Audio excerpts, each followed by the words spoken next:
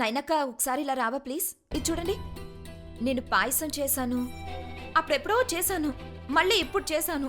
కానీ జయంతి అమ్మమ్మ అంటే చాలా భయం వేస్తుంది. ఒక స్పూన్ టేస్ట్ చూసి చెప్పవా ప్లీజ్. తను నువ్వు చేసావు కాబట్టి బాగుంటుంది. లేదక్క, ఒకసారి టేస్ట్ చూసి చెప్పు ప్లీజ్ ప్లీజ్ ప్లీజ్ ప్లీజ్. ఏమైంది? తను నువ్వు చాలా బాగా చేసావు. అక్క నువ్వు కూడా చాలా జోకులేస్తావు. ఏంటిది? మీ చేతికి ఏమైంది? రెండో చేతికి కూడా దెబ్బ తగిలింది కదా? లేదు తను, ఈ దెబ్బ అప్పటిదే పాతదే. అదే చెయ్యి. కాదు, ఇది ఇంకో చేయి కదా? కాదు తను, నువ్వు కూడా ఏంటి ఈ మాటల్లో పడిపోయావు చూడు. నేను నీకు చెప్పాను కదా, అలాంటిదేం లేదు. మనం ఈ విషయం తర్వాత కూడా మాట్లాడుకోవచ్చు కదా. అక్క, నీ రెండో చేతిని కూడా చూపించు. తను చూడు, నేను నీకు చెప్పాను కదా, అలాంటిదేం లేదు. నేను నిన్ను లాస్ట్ టైం అడుగుతున్నాను, ప్లీజ్ నీ రెండో చేయి కూడా చూపించు. చూపించవా?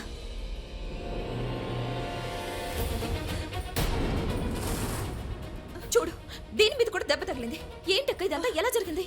తను అక్క నాకు చాలా బాగా ఆకలిస్తుంది. జయంతి అమ్మమ్మ అన్నారు తను అక్క వంట చేసి పెట్టే వరకు ఎవరు ఏది తినడానికి వీల్లేదని. ప్లీజ్ మీరు చెప్పండి, మీ వంట అయిందా లేదా? నాకు ఆకలిస్తుంది.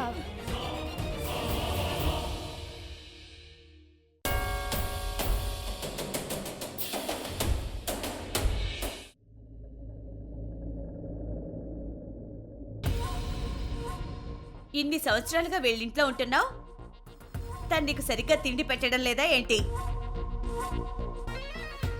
మీ నాన్న డబ్బులు పంపిస్తారు కదా? లేదత్తయ్య, విషయం అది కాదు. విషయం ఏంటంటే తను వంట చాలా బాగా చేస్తుంది, అందుకే వేద అంతలా తింటున్నాడు. ఒక్క నిమిషం, అది నేను నిర్ణయిస్తాను, తను వంట బాగా చేస్తుందా లేదా అని. అవును, కానీ రిషబ్ ఈ పాయసం తాగడు కదా. ఏంటి? ఇదిగో ఓ భార్యమణి, నీ భర్తకు ఏది ఇష్టమో ఏది తింటాడో లేదో కూడా నీకు తెలీదా? చెప్పండి నాన్నమ్మ, తనకి నా ఇష్టాల గురించి అసలు ఏమీ తెలియదు. కానీ నాకు తన గురించి అన్నీ తెలుసు. తనకి ఏది ఇష్టం లేదో. ఉదాహరణకి తనకి గులాబీలు అంటే చాలా అసహ్యం, మంట. దగ్గరకు వస్తేనే తుమ్ముల మీద తుమ్ములు వచ్చేస్తాయి. అలాగా? గులాబీలంటే అంత అసహ్యమా? గులాబీ అంటే కాదు అమ్మమ్మ, అది నాకు గులాబీ అంటే అది మీ నకిలీ పేరు కదా, నిజానికి మీ పేరు. నా ఉద్దేశం ఏంటంటే గులాబీలు అంటే రోజెస్ రోజెస్ రోజెస్ అంటే నాకు అలర్జీ. నాకు ఇంగ్లీష్ అర్థమవుతుంది, ఓకే? నానమ్మ, మీరు తను ఇందాక అడుగుతున్నారు నా ఇష్టాల గురించి. మళ్ళీ అడగండి, ఒకసారి అడగండి. అమ్మమ్మ, ఇష్టాలలో ఏముంది? అవి సమయంతో పాటు మారుతూ ఉంటాయి కదా. ఒక్కటే పట్టుకొని కూర్చుంటే ఎలా నడుస్తుంది చెప్పండి? ఎగ్జాంపుల్, నిన్నటి వరకు పాయసం అంటే ఇష్టం లేదు, అప్పుడు పెళ్లి కూడా కాలేదు కదా. అబ్బా, చాలా బాగా చెప్పావు. ఇప్పుడు తనూజ తన చేతులతో నీకు తినిపిస్తుంది పాయసం. నీకు ఇష్టం లేదు కదా, అయినా కూడా తినాలి. నానమ్మ, నేనేం పాలు తాగే పిల్లాను కాదు. నేను ఇప్పుడు పాలు తాగమని ఎవరు చెప్పారు? తినమది కదా చెప్తున్నాను. తన చేతులతో నీకు తినిపిస్తుంది, నువ్వు చక్కగా తినాలి. అర్థమైందా? లేదంటే నేను వీళ్ళమ్మ మార్చేస్తాను. తినిపించు. కూర్చోమ్మా, తినిపించు వాడికి. కూర్చో.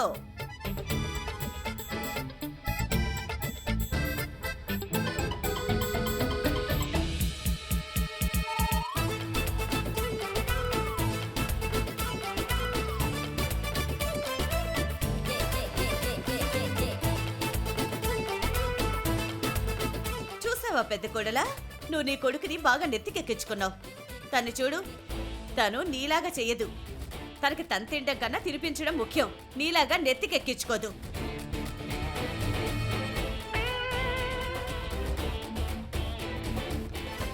ఇప్పుడు నా వీలునామా మార్చాల్సిన అవసరం రానివ్వదు తను.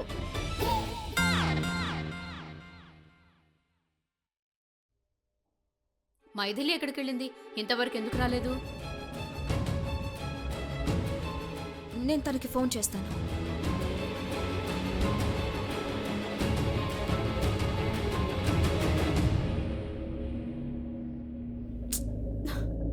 జోక్ బాబాయ్ ఎక్కడికి వెళ్ళాడో అర్థం కావట్లేదు. ఉన్నట్టుండి ఏమైంది?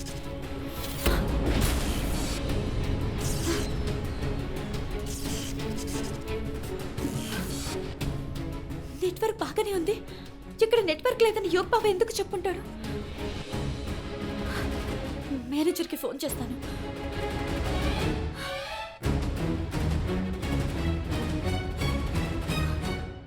ఎవరున్నారు అక్కడ?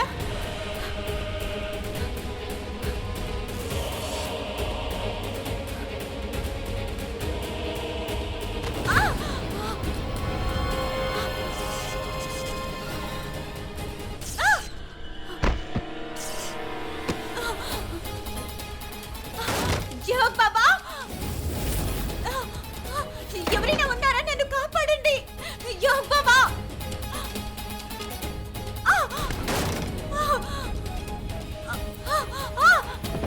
యోగ్ బాబా కాపాడండి.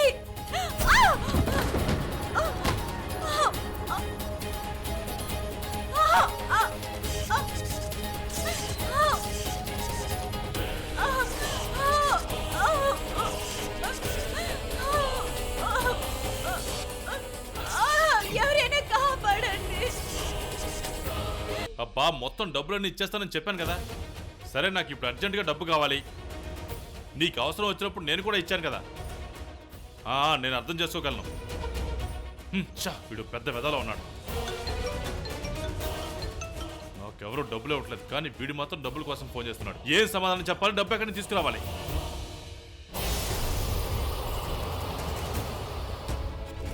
ఇక్కడ ఎవరైనా ఉన్నారా ఏంటి?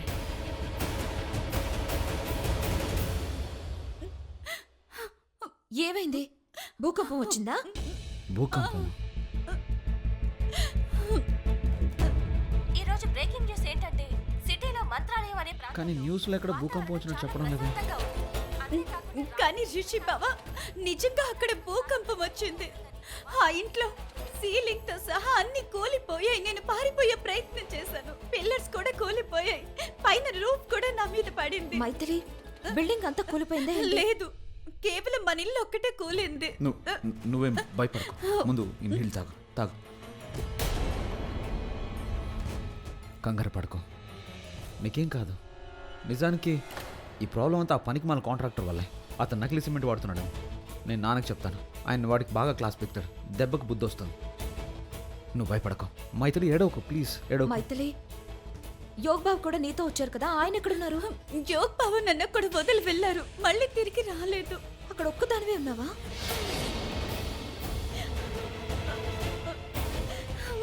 అతని రక్తం తాగి చూశాను. అతని రక్తంలో నాకు ఇంకొకరి రక్తం కూడా కనిపించింది. కాళిక నాకు చెప్పింది, బ్రహ్మరాక్షసుడు చనిపోయిన స్థలంలో అతని రక్తం మాత్రమే కాకుండా ఇంకొక రక్తం కూడా ఉందని. అతని రక్తంలో మరొకరి రక్తం ఉండటం, అక్కడ వరద, ఈ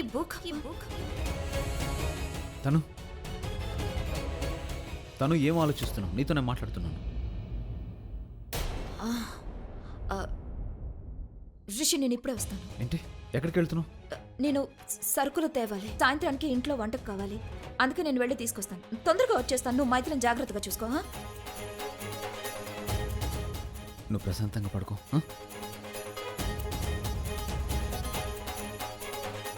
మైథిలి చూడు, నువ్వు ఏడకు, అంతా సర్దుకుంటుంది.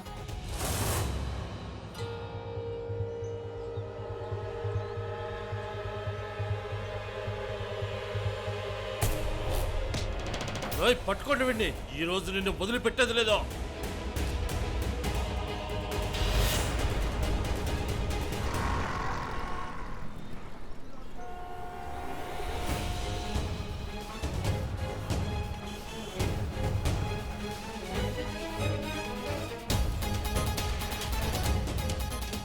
ఉన్నట్టుండి ఇలా ఎలా జరిగింది? అక్కడ వరద, ఇక్కడ భూకంపం. అసలు ఏంటిదంతా? అది కూడా మా ఇంట్లోనే ఎందుకు జరుగుతుంది? ఏదో జరుగుతుంది, ఏదో కారణం ఉంది. లేదు, నేను ఆలోచిస్తున్న విధంగా ఏమై ఉండదు. అలా జరగడానికి వీల్లేదు.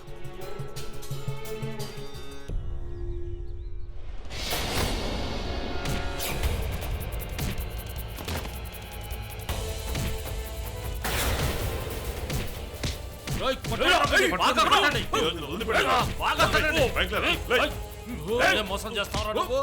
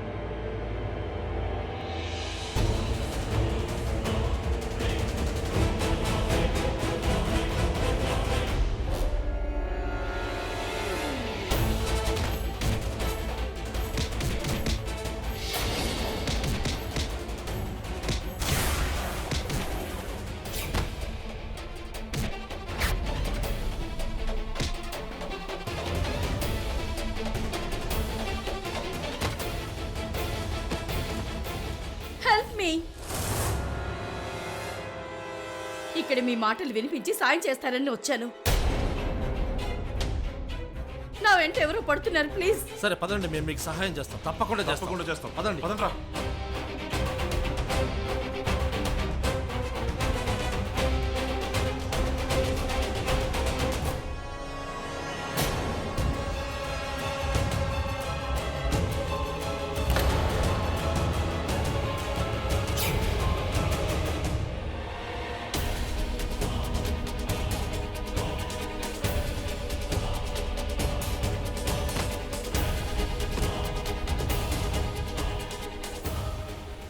పద. పదమే. సహాయం కావాలా? మేము మీకు తప్పకుండా చేస్తాం మేడం. అందరం కలిసే చేస్తాం, మీకు తప్పకుండా సహాయం చేస్తాం. ఆ.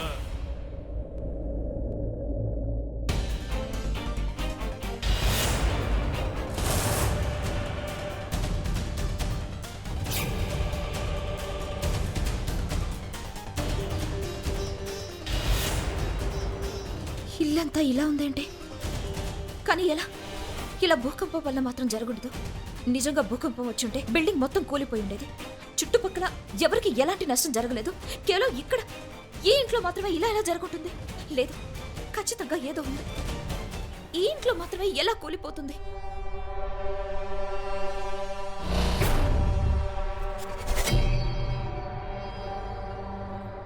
నేను మిమ్మల్ని సహాయం అడగటానికి వచ్చాను.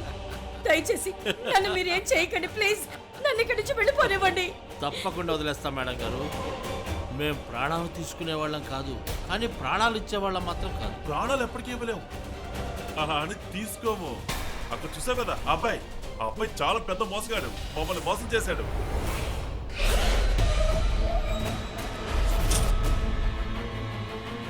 నాకు కూడా మోసం చేసే వాళ్ళంటే అస్సలు ఇష్టం ఉండదు. ప్రత్యేకించి నా దారికి అడ్డు రావాలనుకునేవాళ్ళు. అడ్డు కావాలని మాకు కూడా లేదు మేడం. మాకు మత్తెక్కించే అందమైన నాజుకైన మీ రూపం చాలా చాలా బాగా నచ్చింది. మీ సున్నితమైన శరీరం కావాలి, కానీ ప్రేమతో. ఓకే, అప్పుడు చెప్పు, ఏం మాట్లాడవేంటి? చెప్పు తొందరగా. చెప్పచ్చుగా. మాకు ఈ బలవంతం చేయడాలు వల్ల చేయడాలు ఇష్టం ఉండదు, అందుకే చెప్తున్నాను. తిన్నగా ఒప్పేసుకో, లేదంటే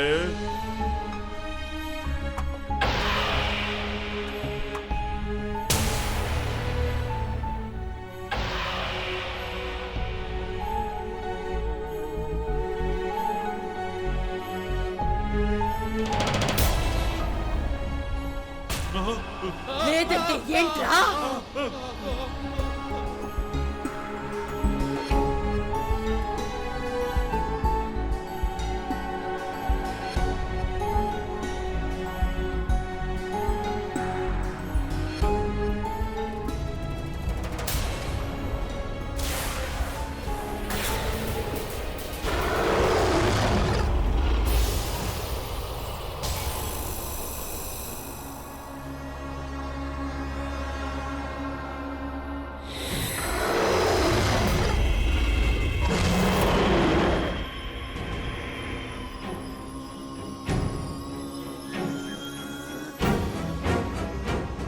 తను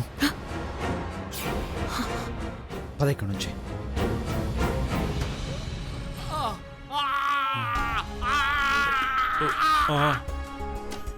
ఎవరక్కడ?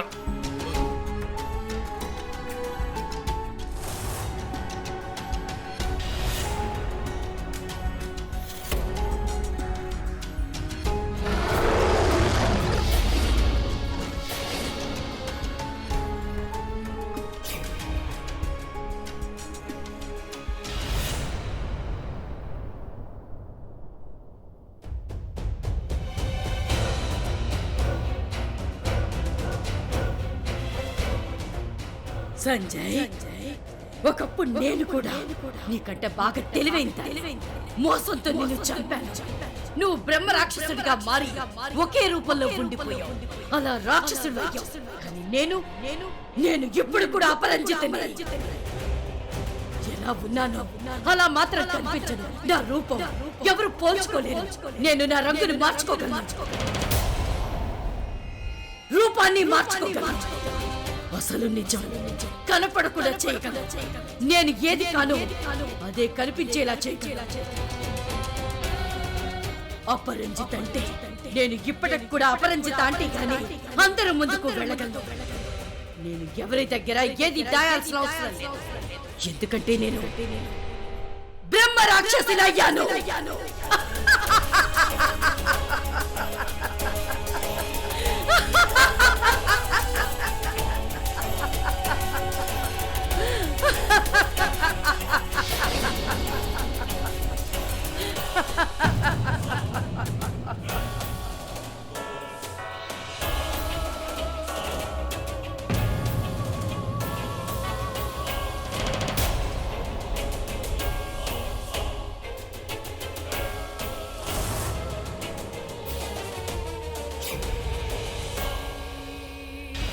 యోగ్ యోగ్ కళ్ళు తెరు. నువ్వు బానే ఉన్నావుగా?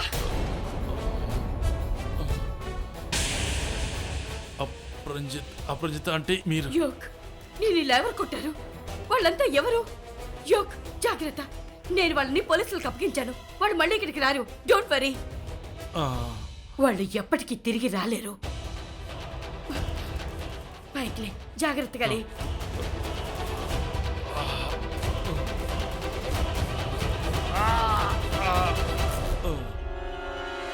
Are you okay? నేను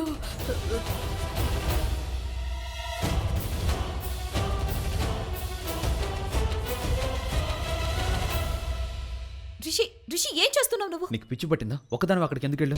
నన్ను ఎందుకు ఇలా లాక్కొస్తున్నావు? నువ్వు ఇంకేం మాట్లాడుకో. నేను అడిగిన దానికి మాత్రం సమాధానం చెప్పు. గ్రోసరీస్ కోసం వెళ్ళావు కదా నువ్వు? నాకు అబద్ధం చెప్పావు కదా? చెప్పకుండా ఇక్కడికి వచ్చావు కదా? రిషి అక్కడ ఏం జరుగుతుందో చూడడానికి వెళ్ళాను. మనం ముంబైకి వచ్చిన దగ్గర నుంచి ఏదో ఒకటి వింతగా జరుగుతుంది. ఇంతగా ఏం జరగడం లేదు, కేవలం నీకు అలా అనిపిస్తాను. తను ఆ బ్రహ్మరాక్షసుడు చనిపోయాడు, ఇప్పుడు అతను లేడు. కానీ కాళిక వేరే ఏదో చెప్తుంది రిషి. నువ్వేం చేయాలనుకున్నా, ఏం చెప్పాలనుకున్నా, ఎక్కడికి వెళ్ళాలనుకున్నా ఒంటరిగా మాత్రం వెళ్ళకు. నాతో చెప్పే వెళ్ళాలి. నువ్వు ఒక్కదాని ఇష్టం వచ్చినట్టు వెళ్ళిపోకూడదు. ఎక్కడ పడితే అక్కడికి వెళ్ళిపోతావా? ఎందుకు? నీకెందుకు చెప్పాలి? మనం భార్యాభర్తలమా ఏంటి? నువ్వేమైనా నా భర్తవా? చెప్పు. సరే, భార్యాభర్తలం కాదు, కానీ భార్యాభర్తలంగా ఉంటున్నాం కదా. రేపు ఒక్కళ్ళు నీకు ఏదైనా జరిగితే సమాధానం నేను చెప్పాల్సి వస్తుంది. తనుకు ఏమైందని అందరూ నన్ను వచ్చి అడుగుతారు. కానీ నువ్వు అక్కడికి వెళ్ళావు, అది ఒంటరిగా. చాలా మంది పనివాళ్ళు ఉన్నారు. ఓ పెద్ద సంఘటన జరిగింది, అయినా కూడా నువ్వు ఒంటరిగా వెళ్ళిపోయావు. అక్కడ ఏం జరిగిందో తెలుసుకోవాలనుకున్నాను నేను.